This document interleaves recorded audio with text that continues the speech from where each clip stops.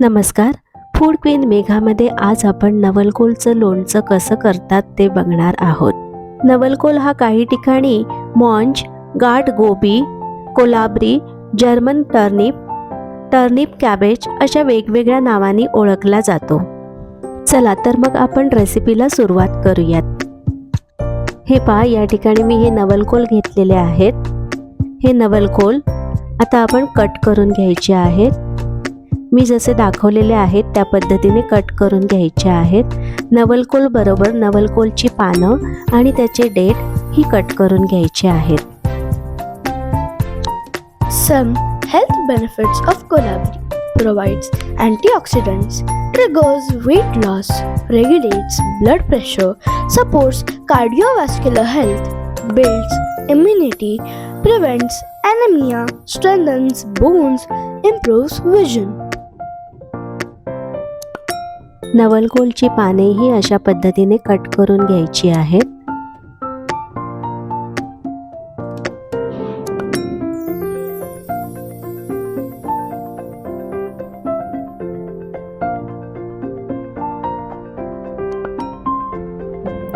अशी ही देठं कट करून ही देठं सुद्धा आपण लोणच्यामध्ये वापरणार आहोत.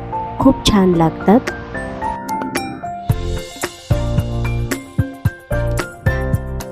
हे पहा, या ठिकाणी पूर्ण नवलकोलची पानं आणि देठं पूर्णपणे कट करून झालेली आहेत.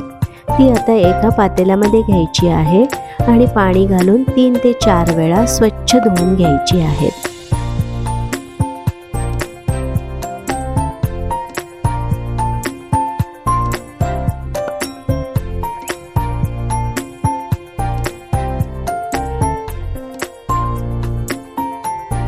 हे पहा, या ठिकाणी आपला नवलकोल व्यवस्थित स्वच्छ धुवून झालेला आहे.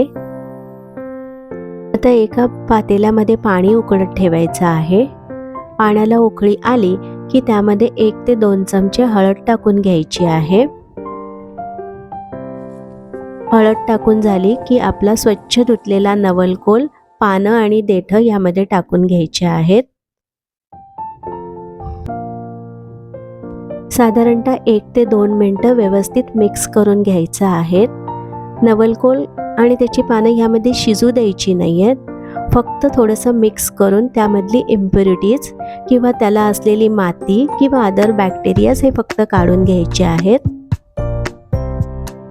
हे पहा, या ठिकाणी 2 मिनिटं झालेली आहेत आणि ह्या उकळत्या पाण्यातनं हा नवलकोल आणि त्याचं पानं आणि देठ मी काढून घेत आहे.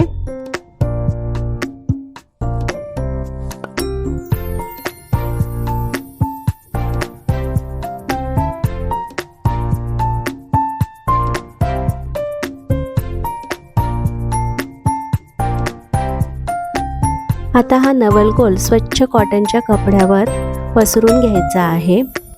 व्यवस्थित एक पान वेगळं करून पसरून घ्यायचं आहे. तुम्ही नवलकोल उन्हामध्ये सुद्धा वाळून घेऊ शकता, पण उन्हामध्ये डायरेक्ट न वाळवता एखाद्या कॉटनच्या कपड्यावर घालून झाला की वरनं एखादा कॉटनचा कपडा घालायचा आणि साधारणतः 1 ते 2 तास वाळू द्यायचा. डायरेक्ट उन्हाखाली ठेवलं तर ही जी पानं आहेत ती काळी पडू शकतात. मी या ठिकाणी पंख्याच्या खाली 8 ते 10 तास ठेवून वाळून घेतलेला आहे. आता आपण लोणच्याचा मसाला करून घेणार आहोत. त्यासाठी एका कढईमध्ये 2 चमचे धणे घ्यायचे आहेत. ते ड्राय रोस्ट करून घ्यायचे आहेत. एका प्लेटमध्ये काढून घ्यायचे आहेत. आता त्याच कढईमध्ये 1 टेबलस्पून ओवा घालायचा आहे. 4 टेबलस्पून मोहरी घालून घ्यायची आहे. मोहरी या ठिकाणी तुम्ही पिवळी सुद्धा वापरू शकता. मोहरी आणि ओवा सुद्धा ड्राय रोस्ट करून काढून घ्यायचा आहे. आता त्याच कढईमध्ये बडीशेप घालून घ्यायचे आहेत 2 चमचे. तेही ड्राय रोस्ट करून काढून घ्यायचे. आता हे ड्राय रोस्ट केलेले सर्व जिन्नस मिक्सरच्या भांड्यामध्ये घेऊन वाटून घ्यायचे आहेत. खूप बारीक वाटायचे नाही आहेत. हे पहा, या ठिकाणी लोणच्यासाठी लागणारी मसाल्याची पावडर रेडी आहे. आता एका कढईमध्ये मोहरीचं तेल घ्यायचं आहे. या ठिकाणी मी 250 ग्रॅम मोहरीचं तेल घेतलेलं आहे. हे तेल कमी फ्लेमवर छान गरम होऊ द्यायचं आहे. मोहरीच्या तेलातनं चांगला धूर बाहेर आला पाहिजे, मग समजायचं की हे व्यवस्थित गरम झालेलं आहे. आता हे गरम केलेलं तेल पूर्ण थंड न होता कोमट झालं की एका भांड्यामध्ये काढून घ्यायचं आहे. भांडं हे थोडं मोठंच घ्यायचं आहे, जेणेकरून आपल्याला लोणचं हे व्यवस्थित मिक्स करता येईल. त्या कोमट तेलामध्ये आपल्याला 2-4 मिरच्या टाकून घ्यायच्या आहेत. मिरच्या टाकणं हे पूर्णपणे ऑप्शनल आहे. लोणच्यासाठी जो मसाला वाटून घेतला होता तो टाकून घ्यायचा आहे. 4 चमचे काश्मीरी रेड चिली पावडर टाकून घ्यायचा आहे. अर्धा टेबलस्पून हिंग टाकून घ्यायचा आहे. 1 टेबलस्पून जिंजर पावडर टाकून घ्यायची आहे आणि 4 चमचे मीठ टाकायचं आहे. 1 चमचा साखर आणि अर्धा टीस्पून विनेगर टाकून घ्यायचं आहे. विनेगर आणि साखर हे प्रिझर्वेटिव्हचं काम करतं, त्यामुळे तेही थोडं थोडं टाकून घ्यायचं आहे. आता हे व्यवस्थित मिक्स करायचं आहे. हे पहा, या ठिकाणी आपला लोणच्याचा मसाला तयार आहे. ही पहा, या ठिकाणी 10 तास वाळून घेतलेली नवलकोलची पानं, देठं आणि नवलकोल हे या ठिकाणी व्यवस्थित मसाल्यामध्ये मिक्स करायचे आहेत.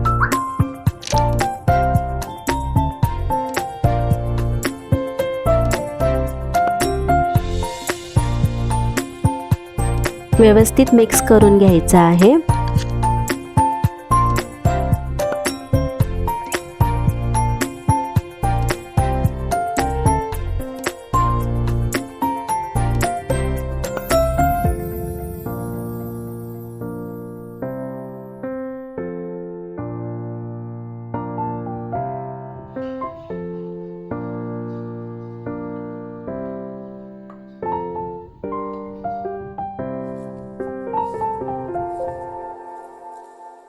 हे पहा, या ठिकाणी आपलं हे नवलकोलचं लोणचं तयार आहे.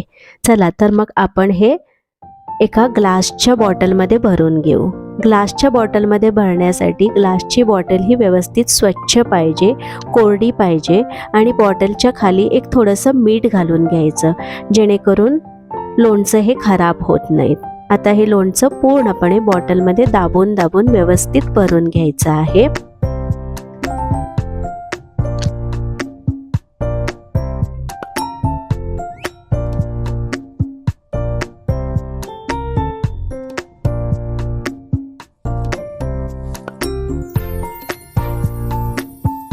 आता वरनं एक प्लास्टिकचा कागद लावायचा आहे आणि बॉटल बंद करून घ्यायची आहे. हे लोणचं साधारणतः 8 ते 10 दिवस उन्हामध्ये ठेवायचं आहे आणि नंतर मग हे लोणचं खाण्यासाठी रेडी. तुम्हीही हे लोणचं करून पहा आणि मला तुमचे अनुभव कळवा. थँक्यू.